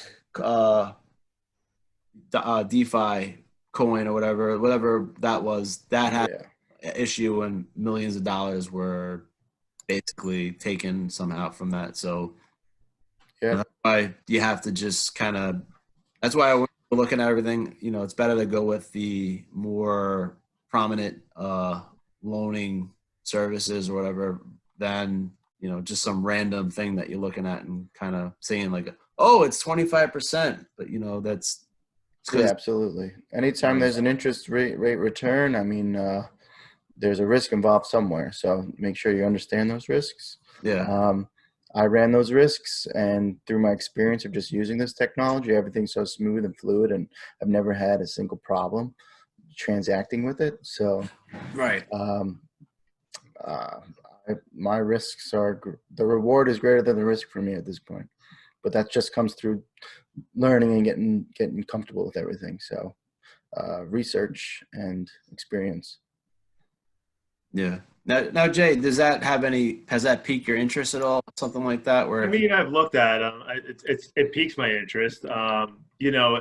Getting back to like the days when I first found blockchain really fascinating is I know that like a lot of these currencies, one way it was explained, one of the authors I actually read a lot, I listen to his podcast from time to time, is James Altucher. I don't know if you guys know him. Yeah. Crazy hair. You're familiar with him? Yeah, the crazy. He kind of looks like Malcolm Gladwell. You guys mistaken a lot for Malcolm Gladwell, but he looks like him. He's not Malcolm Gladwell, obviously, but he's a pretty big proponent of cryptocurrencies, and I like the way he explains it. He always says that these different cryptocurrencies, they kind of have different use cases, right? Like that's what they're built upon. So. Bitcoin, I think the use case is evolving over time, like maybe it will be a backing for a central bank digital currency down the road. And they'll use that as the reserve, that they issue me a USD coin of something that I'll be paying my taxes with, and I can transparently see where the budgets are going. And then that keeps government honest, I feel like, right? Like at some point or another, our politicians, when they say they're going to do something, we can actually see where the dollars are going. Right. and then your vote will be decided on that. And we can maybe look at blockchain and use that for voting down the road. yeah. You know, I think that's a great application for it there.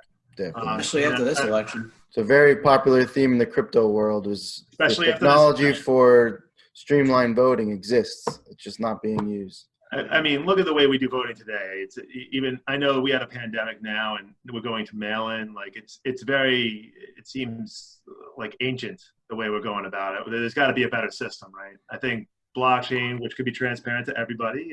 I think there's a way to build a voting system through blockchain that would be much more efficient and restore integrity and faith. And not be able to be hacked or have any issues where that's even going to be a thought process. Exactly. But, you know, that would have to be built on some sort of blockchain that was strong. So maybe you would hope that they would build that on Ethereum or something like that where, you know, it's a little bit of a stronger blockchain versus some government blockchain, which might not be the greatest, you know, where it is centralized. And then, you know, you could run into issues where somebody has control of the actual nodes or, you know, do whatever with the election. So that could be a problem too, where you want something like voting to actually be decentralized so it can't be manipulated. Yeah, I mean, like I always understood the threats to a blockchain world. Let's say in Bitcoin's case, is like you know, a quantum computer is always that piece that they bring up. Like technically, I talked about the two different ingredients. One is decentralization. The other one is cryptography. Theoretically, if you had our computers today, right? I'm on a ThinkPad Core i5 right now. So like that's not like a terribly powerful computer, but so it couldn't hack the blockchain as it has all these different transactions going on at once and trying to replicate the blockchain up to its next Block. Next block. Exactly. Thank you. So this computer doesn't have the power. If even a bunch of computers together don't have the power to replicate that right now, but maybe a quantum computer does and can replicate it and then insert a bad record where we wouldn't, you know, we wouldn't be able to figure that out. You know, Yeah. so that's the reason why I guess to be the devil's advocate against why Bitcoin might not work is because we're not exactly sure if a quantum computer exists out there that can break a blockchain. Right. It's like a ticking time bomb. You don't know, you know. You don't know, and even like I think quantum computers are still very much in their infancy still today. At least what I read on them, I'm not exactly sure if they can even be used to break a blockchain, but maybe they can. I mean, Right. at least the little I've read on them is like you get down to molecular level, they can, like a traditional computer does things in binary, right? With like electrical circuits on and off, essentially. That's the ones and zeros that you see that eventually pull up to the higher level of the operating system that allow us to click around and things along those lines. It all goes back down to that electrical circuits theory eventually. A quantum computer doesn't, like the superposition of the atom, it can do many things at once and kind of like run all scenarios simultaneously. Hence why it's so much more powerful than a binary. Well, now you wonder though, what if instead of it used to crack the blockchain or break it, whatever, is what if people just started using those computers to secure it? You know, I don't know what would happen with that. Would it just be a better, more secure? Maybe. I'm not an expert. We're not at that level where we understand that yet. I'm like, that's out of my pay grade or whatever, you know, like I just. Only very few people here in the world, I think, might know that. You can speculate, yeah. Yeah.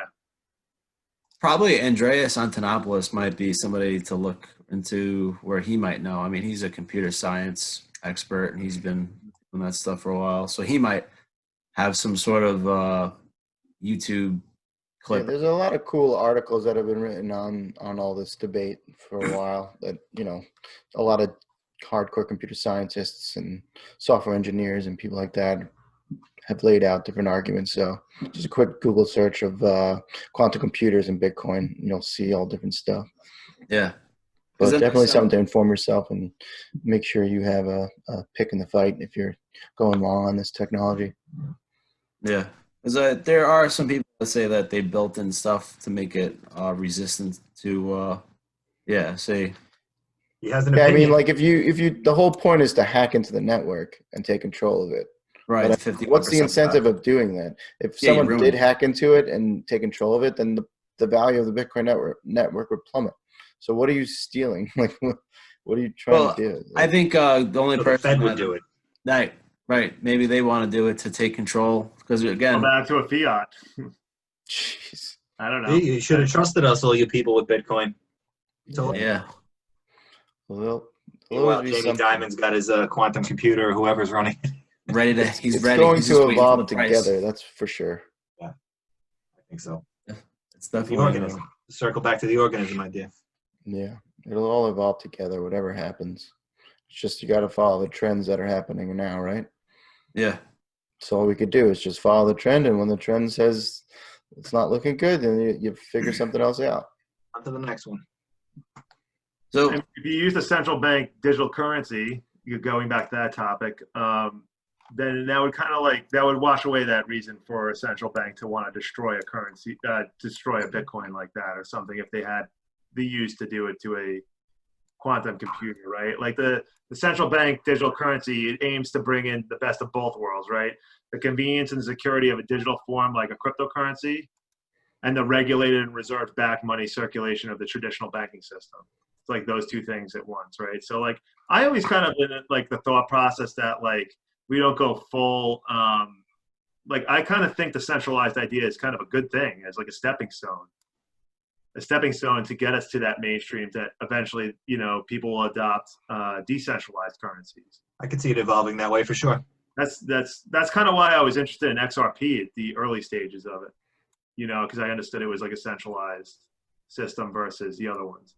There's all these different use cases, right? I guess there'll be these like intermediary steps in between. Yeah, and I think you have to look at the difference of utility versus commodity or money or currency. You have to kind of put them into different categories. So I'll just look at XRP as like a utility. It's apparently really good for doing banking transactions of large amounts of money or whatever. So if you're a bank and you want to send X amount of US dollars to Iraq or something, like maybe put into XRP and do it that way. But that doesn't mean you would want to necessarily hold as an investment long-term a utility token. Mm.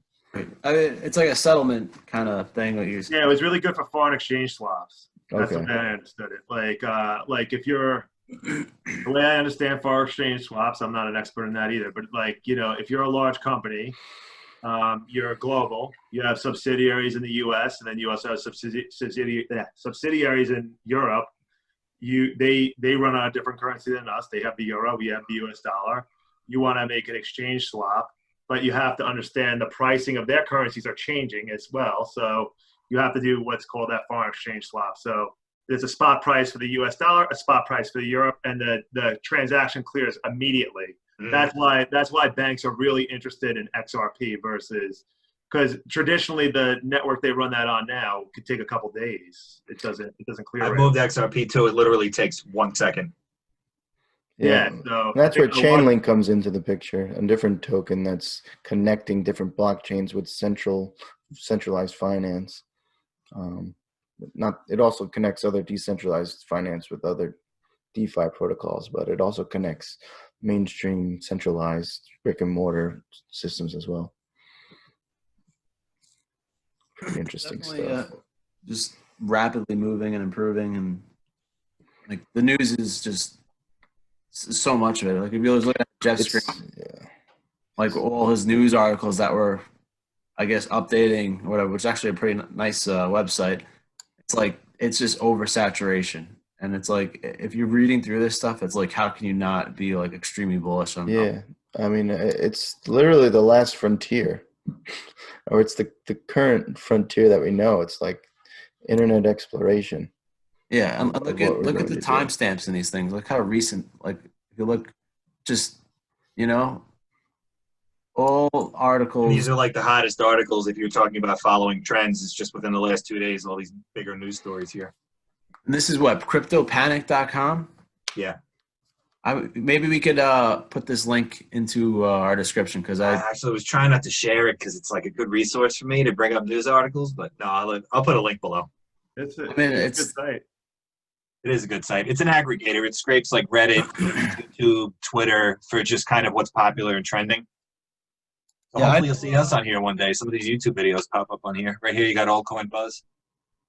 Well, I know Blockfolio has news and stuff like that too, and you could actually add stuff. I mean, but even looking at that, where I have limited the amount of articles I'm getting, there's like articles like every 20, 15 minutes, and it's From all just different platforms too. You'll see Blockfolio on here. You know. right. And if I miss out on a day, I'm like behind. Like it's like Yeah, wow. look at this. You want to go back 24 hours? Yeah, exactly. It's like too much. Like I said, it's oversaturation. It's like how does an individual have time to like, go through all this stuff? Especially if you don't even know where to begin. Forget Right. it. Oh man. That's what I'm saying. Look at that. That's how It's we all just started, and I know it took me a while just to even get my bearings enough to start to try to understand. You know. Yeah, I mean that's what I was telling you about the experience before. Like, I'm just like personally, I'm comfortable using it. I've been in this space for several years now. So It comes with time. yeah, I think exactly. after you learn a bit, you get a foundation of. Me personally, I've never been a big day trader guy, investment wise, just because I feel like, I have a 40-hour a week job. How much time am I going to be able to dedicate to learning about different stocks, or in this case, cryptocurrencies, to day trade, to know the ins and outs, when I should enter an asset price and then exit it, Yeah, to have it. I feel like that's like almost an impossible feat. A lot of people get attracted to it, because they think it's like an easy, quick way. It's almost like a casino, in my opinion. Like Day trading, yeah. yeah. I mean, I'm not totally against it. I know, like, I'm sure some of you have looked into it before, and like, if you really do the research, like I know Jeff, you kind of turning me on to the technical analysis point of it. I've read some things on technical analysis, and I think there's probably a science there.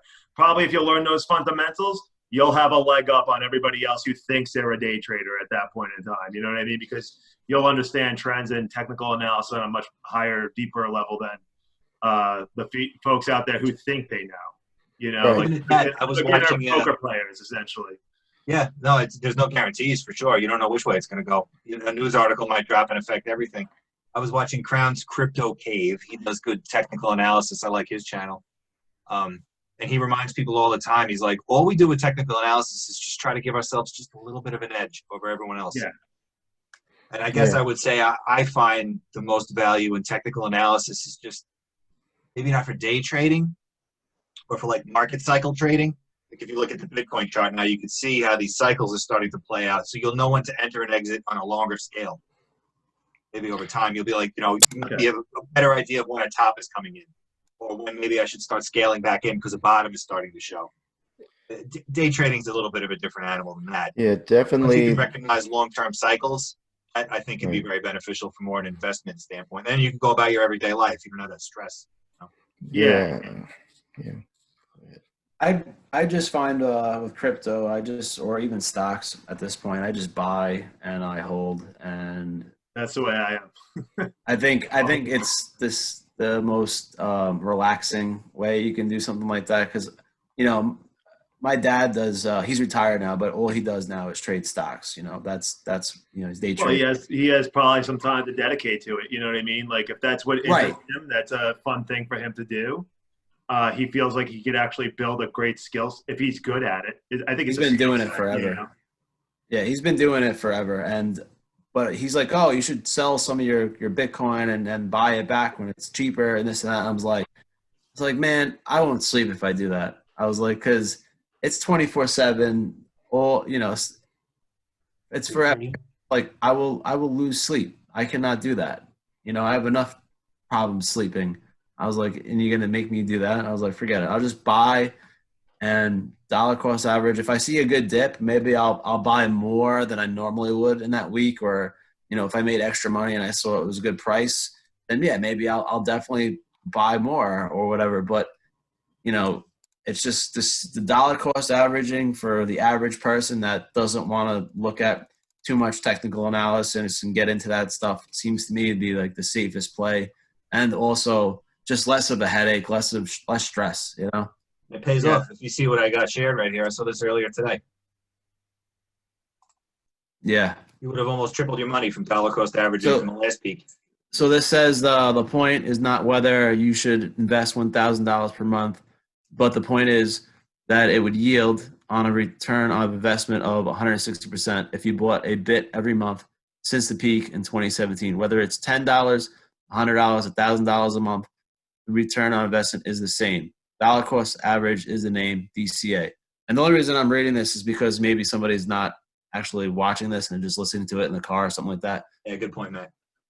So, it's definitely the smarter play. And also just, even I have friends I recommend to buy Bitcoin. I go, oh, well, what do you want me to do? Take $1,000 and just buy it? And I was like, well, why don't you take 250 and 250 and 250 and 250 and just buy it in increments and then see how you feel. And then,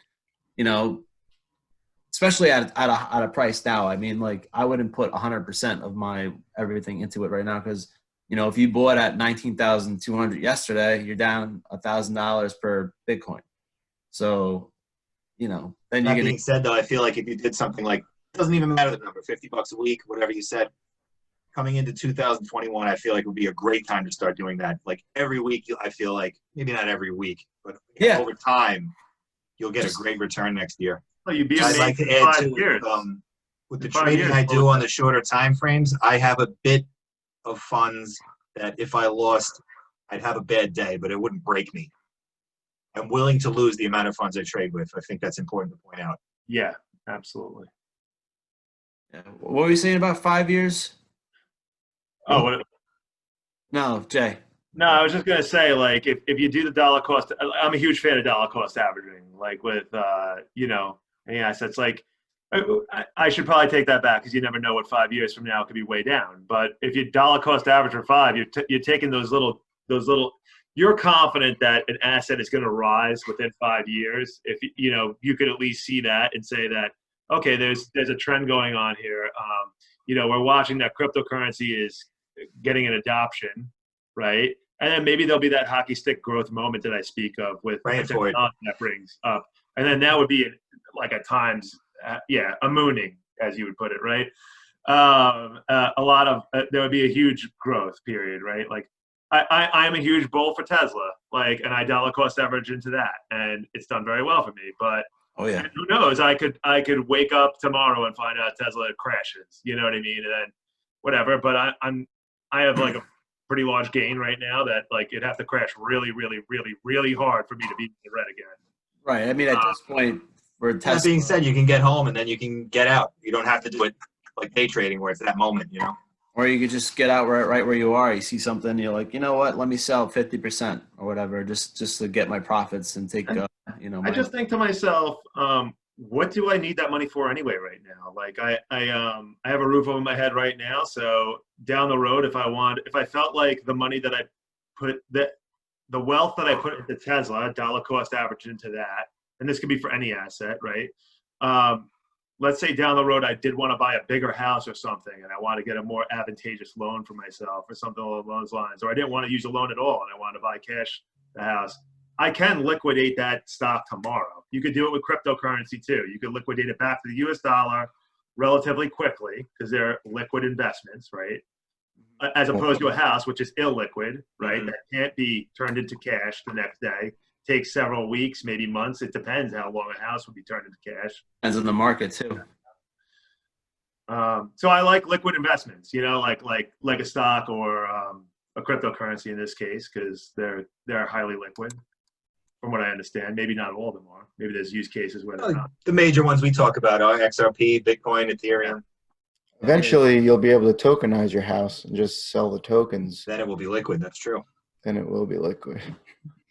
Or you could just sell a percentage of it. You could sell, hey, you could own 2% of my house if you want, and somebody could maybe have that as an investment. Or what I saw, which really, if you want to invest in something where they have, these skyscrapers that are going up in Manhattan, and you want to, and they tokenize that, And now we can go and actually own a piece of a building and then start making income off of that or something like that. Well, we would, like, I guess we would own part of the loan essentially for that Or just, skyscraper in Manhattan. So like we would basically take a little bit of that net interest income that the loan generates Right. over the time period. That's what it sounds like to me. right. So you just like, let's say, there's 100 tokens, and you have one token, you have 1% of the building that you own. And then you could either sell that, or when the income starts coming in on that building, then you're getting paid 1% of the profits that are coming in. You could always also use that as collateral. There's a lot of different things you could do with that. Right. Or, if something happens where the building needs a new roof or something like that, then you're going to have to pay 1% of whatever the cost of Maintenance on the building. Oh, okay. So, but you would be an owner without going through all this paperwork and crap like that. You literally just have the token, and you could, you're responsible. And I guess, if something happens, maybe there's a smart contract built into it where you have collateral in it. So if you decide to say like, I'm not doing this, or I'm not paying that maintenance fee, like, then you lose your collateral or something. That's honestly, I'm just thinking out, Speculating about really No, potentially. I think you're on the right track though. Like that's how it's done right now. Right. Yeah. But without the paperwork, in the sense of that, it's all digital. It's all done through tokenization and built on blockchain. It happens like that rather than like right. No lawyers, no crazy paperwork where you're reading like textbooks of paperwork to get some. And you see it right there. You read it on the computer, and then boom, you just take care of everything right there. You just call your crypto advisor. That's all. It's kind of Might fun, be us right? in a couple of years. I just refinanced my mortgage and like, so I took like a month off. Like I didn't take a month off, but I moved down to Florida for like a month. I got an Airbnb down there. I was like, I'm just gonna take advantage of this right now since everybody's working remote. I went down to Florida for a month. In the process, I started refinancing my mortgage like back in like August. Takes a while. It didn't end up closing until like last week or something like that. So like there's a super long process that like is so archaic. It's like, why can't this be like Amazon buy one click right now? Like it should be done in like 30 seconds. Yeah, the paperwork. I just closed a home equity line of credit, and like, I don't know, some really old lady had to come to my house with a pile of paperwork. I did the same thing for mine. Like, I need your driver's license. I need your wife's driver's license. Notary. All this shit. And I'm gonna come at 8:30 instead of 9 because I gotta be at Mineola by this time. I'm like, oh, whatever. And then she has a stack of papers, and I'm just sitting there like, oh my fuck. And the amount of money they charge you for that stuff is crazy too. They gotta pay that old lady. That's true Well, too. The closing that's rolled into the closing costs, right? So yeah, the closing costs are insane.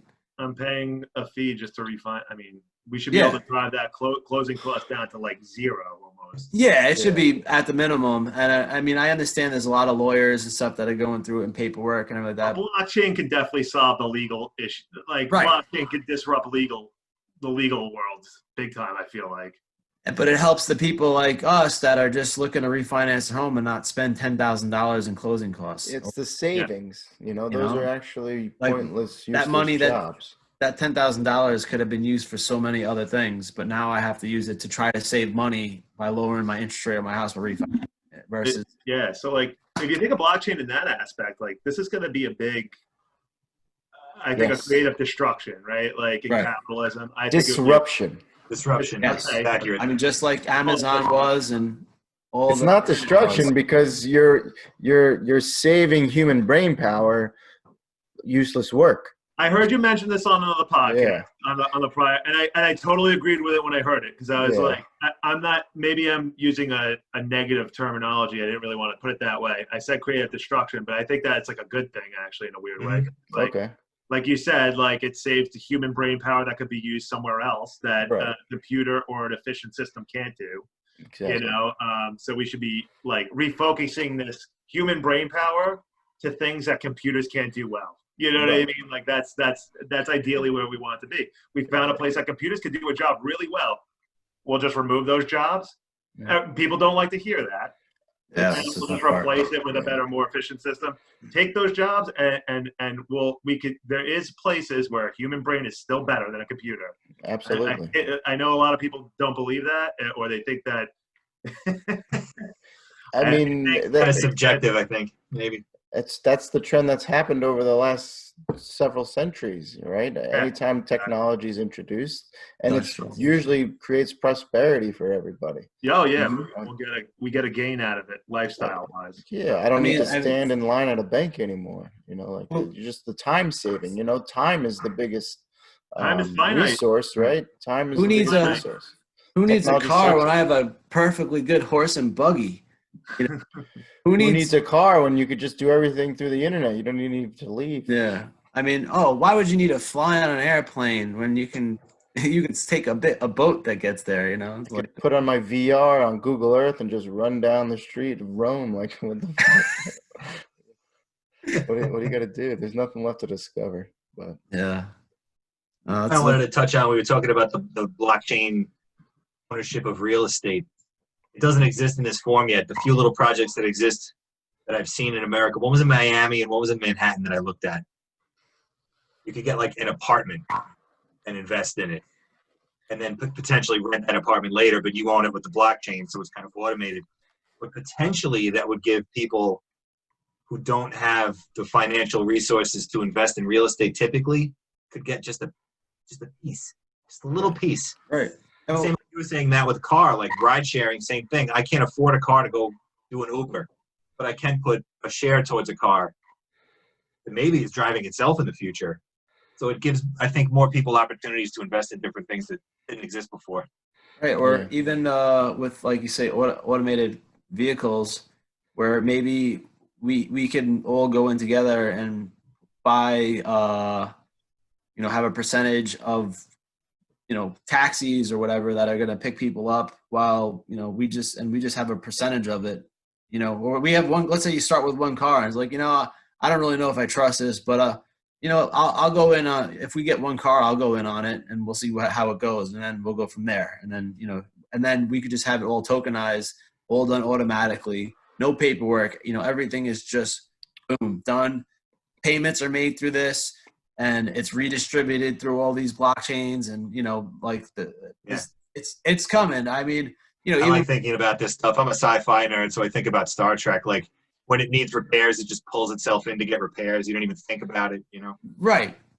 Oh yeah, we'll get there. And you see, like with Airbnb, where maybe you can have you could buy a percentage and something like that, and then you can have it rented out, and or Airbnb starts making their own token where you could maybe they own properties, and then you could go, well, I like to buy a percentage of that, and you just buy their token, you own the percentage, and the funds are distributed like that. There's no crazy paperwork that needs to be done. It's just all done. Yeah. Right. this is the way. This is the way. That's right, Mandalorian. It's definitely is the way. That's for sure. So like, it's exciting because like It's hopeful. far It's off. hope. But it's not far off. Like think about where we were 10 years ago with a lot of this technology. So Like and it's dreaming just about it right now, but that's 5-10 years away. 10 years from now, it's going to be a different, like, just like 10 years ago was, where 10 years ago, we really just started getting smartphones and stuff like that. So Yeah. and think about how much that changed everything. That was 4G, like Jay said earlier. Then we got Uber, all these kind of Going things. back Yep. to that, yeah. Mm-hmm. So it's and without that, you wouldn't have all these like you said, the Ubers and stuff like that. And so it's just building and building on top of the internet, and increasing it, improving it, and it's just all industries are falling into dominant networks, yeah. and you want to be kind of paying attention to the leading networks of each industry, right? That's how I consolidate it all. I mean, Bitcoin happens to be the leading money network. Yeah. Does anybody have any other exciting things to go over, or want to go over anything else? I feel like we got to a good point for Jay, Yeah. where he's more of a Tesla investor, and we kind of got to a blockchain, like electric vehicle kind of crossover at the end here. Well, Tesla definitely, I think at some point is going to have that Network effect. Mhm. Yeah. Which I don't think a lot of people even are discussing. And maybe my business partner, he has a Tesla, and he was a Tesla like guy, Elon Musk fan, and then he got a Tesla finally, and I went in it and rode with him in it a bunch of times, and I get it. Like, it's awesome, you It's a know. cool But car. what was cool is that you see that all the Tesla cars are connected, you know, and once you have a connection, that's the network, and he's building out a whole grid, and then you see all the charging stations that are sprinkled throughout the country, and you just see this web being built. And that's why I see, you know, they give Tesla slack because it's worth more than all the other auto manufacturers combined, but no other auto manufacturer has a network. And I don't see that talked about too much. And they also have that first mover advantage too. That's another thing where they're just like, you know, steps ahead of all these other companies. How many things he's doing too with the Starlink program and 5G to support that network. Yeah, there's Not no to other mention CEO his like that SpaceX, right now. like how much network effect that man has.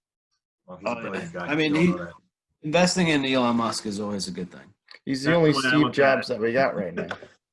Yeah. I wish I true. could invest in like other companies. I don't know if there's any public companies that he has besides Tesla that you can invest in, but Elon should tokenize himself. I'd buy some I want Elon to buy a piece of Elon Musk. Well, the thing is Tusk. that the guy Elon Tusk. actually addresses the problems that were there, right? Like electric vehicles had the issue of range anxiety. And then he addressed the problem by like actually building out the supercharger network, and like the only car company that has that now. You know what I mean? Which could replace gas stations. Right.